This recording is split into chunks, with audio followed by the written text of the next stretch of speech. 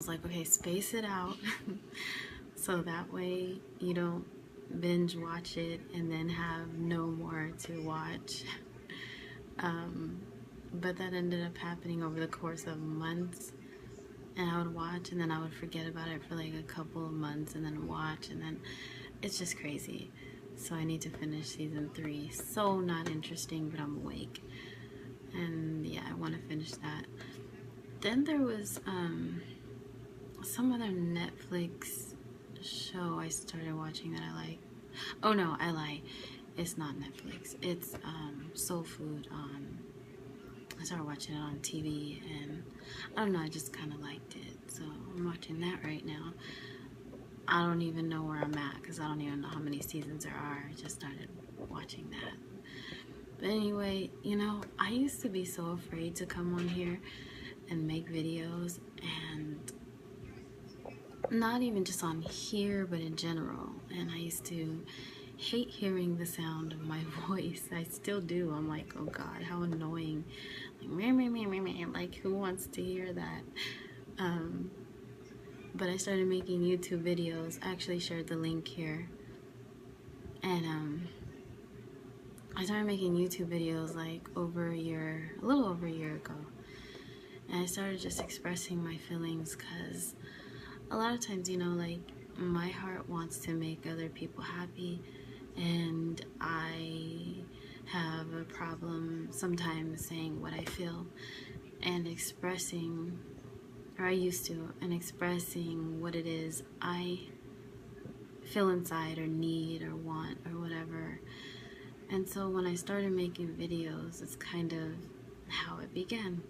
And like the first video I made, I think I was talking about, sorry, my lips are dry. I'm not even supposed to be up right now. I think I was talking about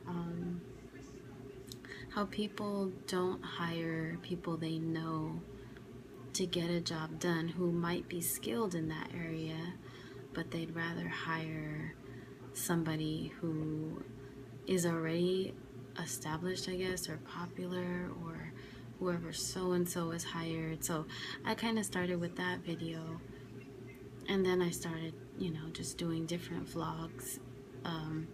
What I really wanted to do was vlogs of different things in one video, but because I don't have the equipment or capability of editing, or at least I really don't know how, like, I can't use a lot of those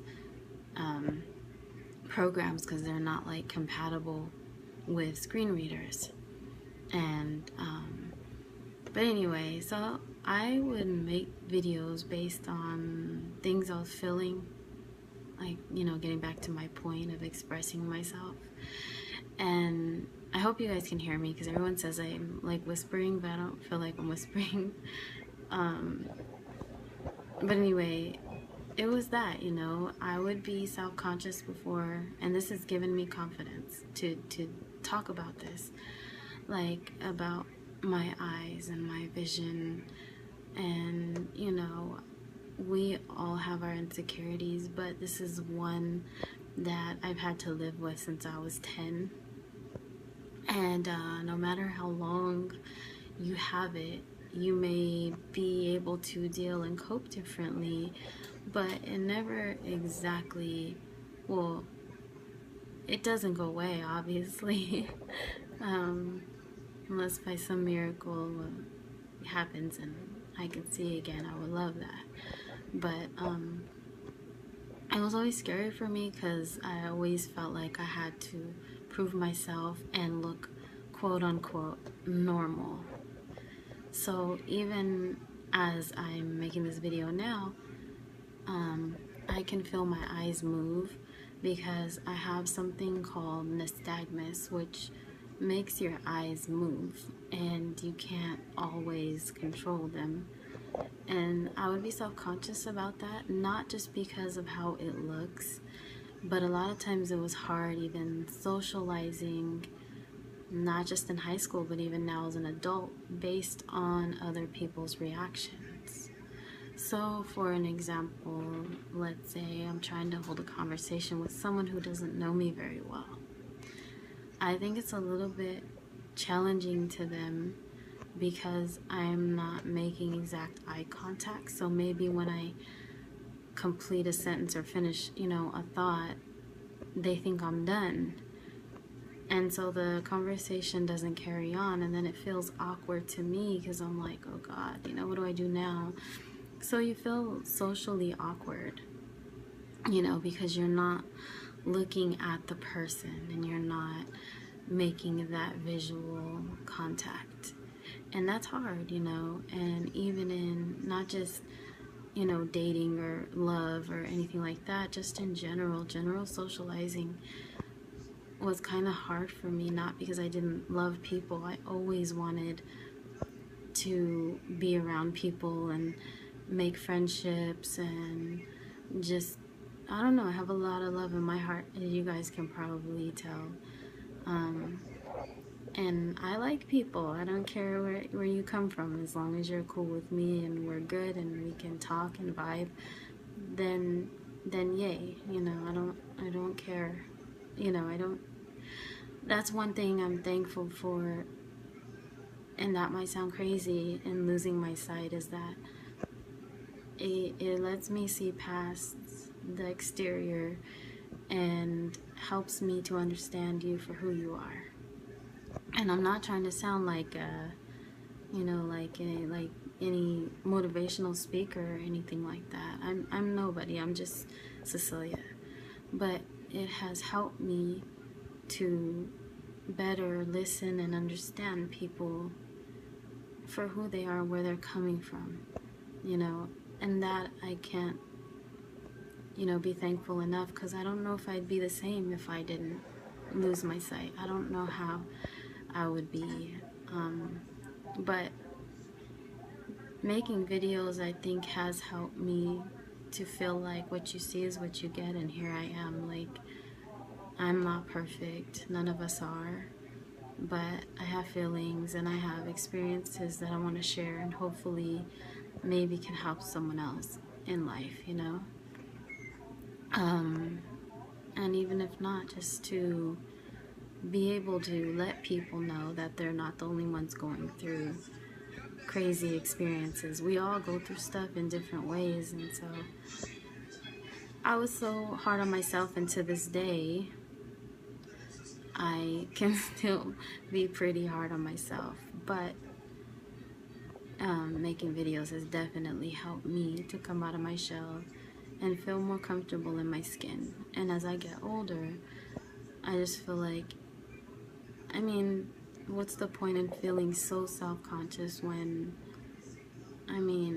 we're all made of the same stuff. We're just all made a little bit different, and we all have our flaws and secrets and dark side, and we all have our things, our issues, and so it's, I don't know. I do like making videos for that reason, and of being more confident and feeling human, and like, okay, you're not just someone who is visually impaired, you have lots of experience in life to share, and hopefully that can help the next person who feels the way I used to feel, and still do sometimes, but nowhere near as bad as it used to be. There was a time I couldn't say the word blind. There was a time that I just couldn't accept it.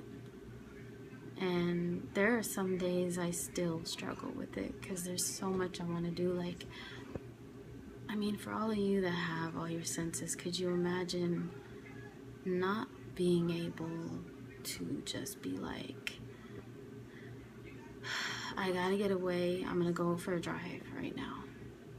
I'm just gonna feel the breeze, I'm gonna listen to some music, and I'm just gonna get away for an hour, and that's it. And I'm just gonna go chill.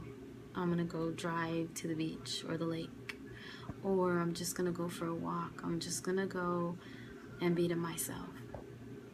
Not being able to do that entirely sucks, you know. But of course, we have to deal with that daily for those of us who can't see, and of course, whoever has disabilities or in any way or whatever has to deal with that, whether you have them or not. You have your own things you have to deal with, and then I don't know.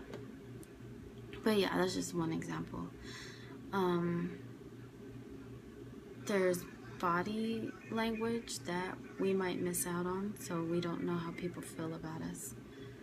There might be crazy looks people give us, or loving looks even, and we don't know. But again, I go back to knowing and feeling that the soul is more, it's so much deeper than just seeing. So I do think about that. But yeah, I just wanted to share about why I make videos. Also that I was awake, I'm bored.